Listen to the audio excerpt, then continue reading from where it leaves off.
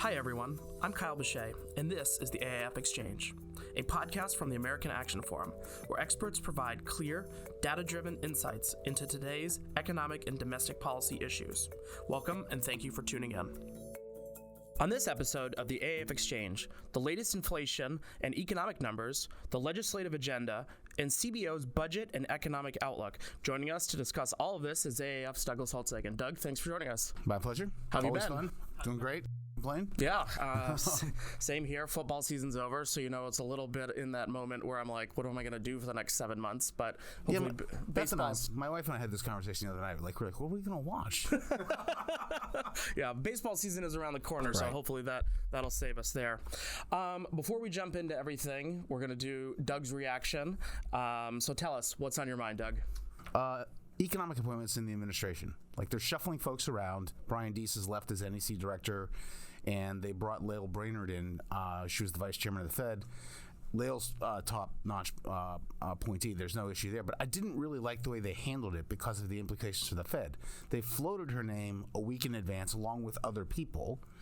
So that raises the specter of her not getting the job, but having been openly considered as appropriate for the job by the White House, and there's supposed to be independence at the Fed. And I didn't like the way that looked. I thought it was just a little bit bad for the Fed. But she's there now. It would have been better if they just said, it's her, and she comes over, none of that waiting around. So that's number one.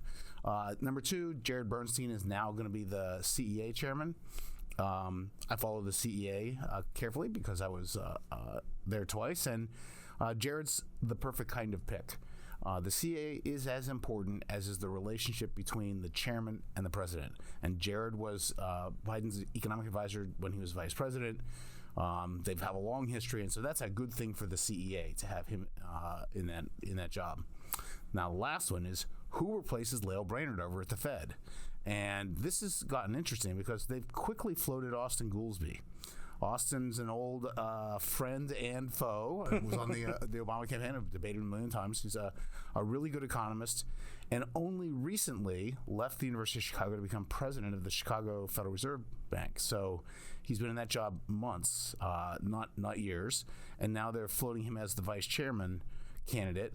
Meanwhile, up on Capitol Hill, the Senate is looking at making sure that diversity is present at the Fed, and in particular, Menendez is saying there's never been a Hispanic at the Federal Reserve, so that seems to be his top priority.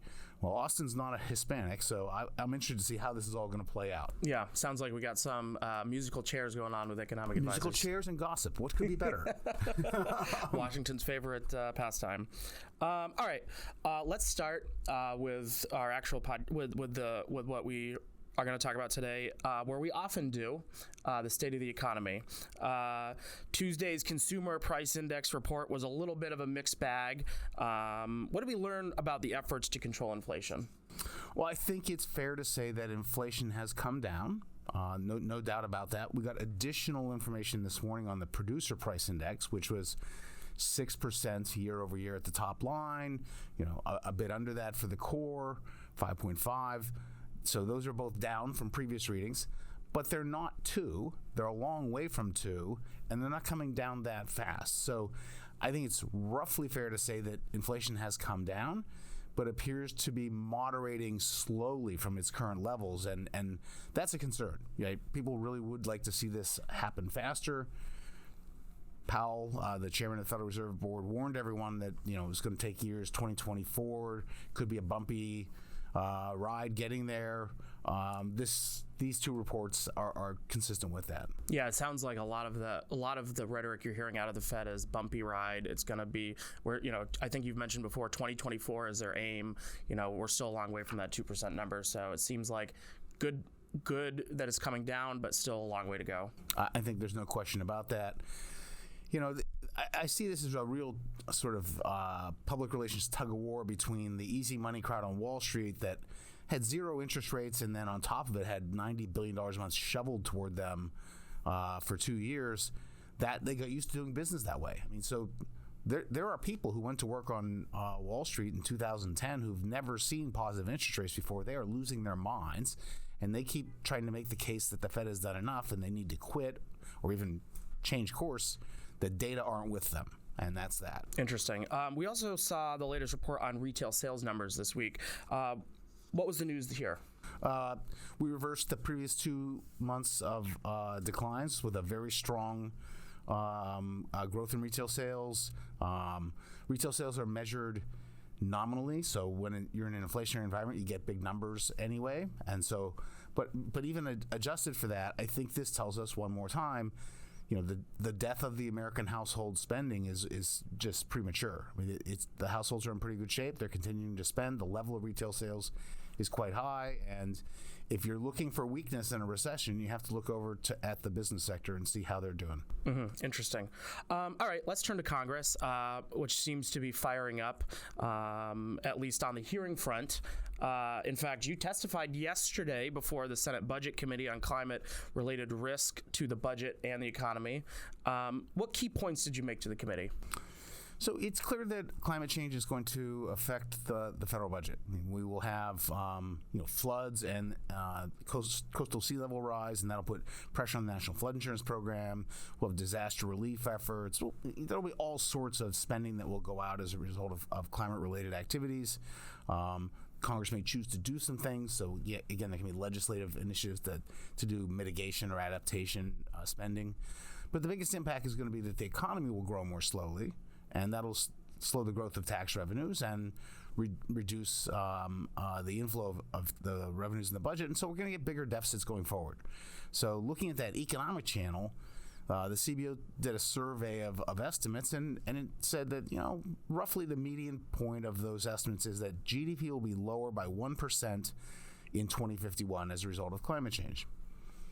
That's the equivalent of having under 0.1% slower growth. It's actually 0.03% slower growth over the next couple of decades. That's not a big change in economic growth.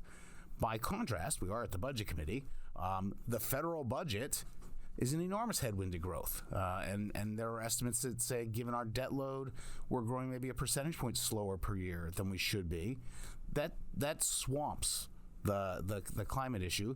My message is, let's take care of the budgetary problems, get rid of that headwind to growth. And by the way, in the process, you will free up funds for other uses like climate change mitigation and adaptation. So that was the message I wanted to send. It's not uniformly popular. For people who want climate to be the thing and only thing, talking about the budget looks like a distraction. Yeah, it seems like that, some of these hearings are a little bit more focused on the messaging,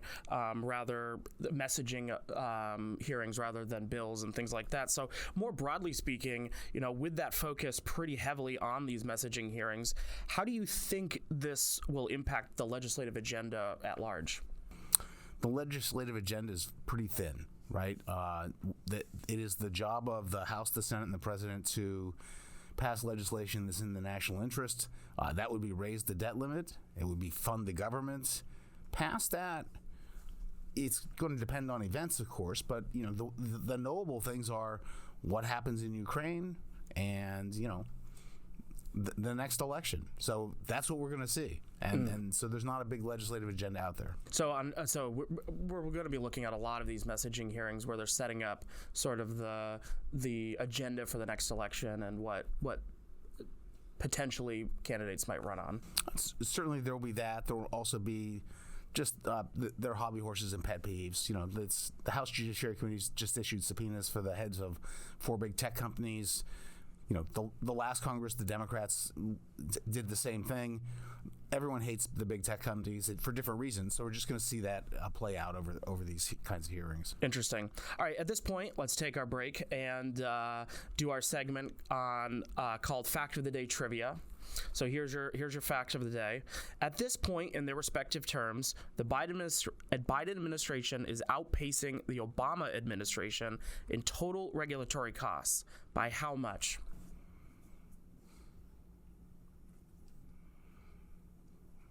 But 2 years in, they're up about $60 billion. $150 billion. Wow. Yeah. Wow. I think we've talked about this many times. They're really I knew doing they were policy on a pace that was through unbelievable. regulatory policy. Yeah. Dan Goldbeck and Dan had the halfway point right. Tracker insight that he did that outlined all this. But yeah, I guess that's right. The Obama first term is going to be heavily backloaded because 2010 is Dodd-Frank, ACA, and so they'll make a desperate attempt to catch up. But the Biden guys have got the early lead, that's for sure.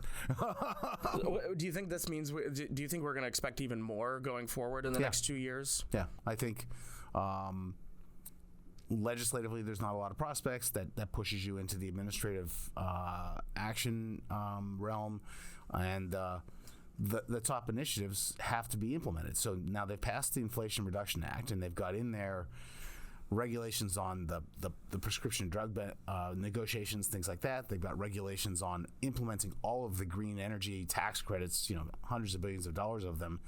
Now remember, there is this thing called the Congressional Review Act that allows a Congress to go back and repeal regulations if they're done in the last 60 legislative days of the previous Congress. So they're going to have their foot to the gas to get those regulations done, so they are safe from the risk of a future Republican-controlled Congress going back and taking them out. Interesting. All right, let's end today by talking about CBO's baseline that was finally released this week. What did we learn? Everything you know about the federal budget is much worse. That in a nutshell is what we learned from the CBO. We knew there were deficits. There are really a lot of deficits. They're going to average over $2 trillion over the next 10 years. We knew there was a lot of debt, and we were on a record-setting pace, in the worst sense of that word.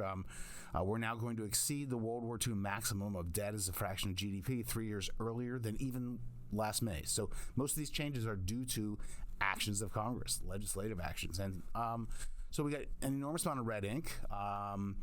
The fastest growing part of the budget is net interest, and it's on a trajectory to exceed defense spending in every other agency's operating budget. So that's a sort of daunting proposition.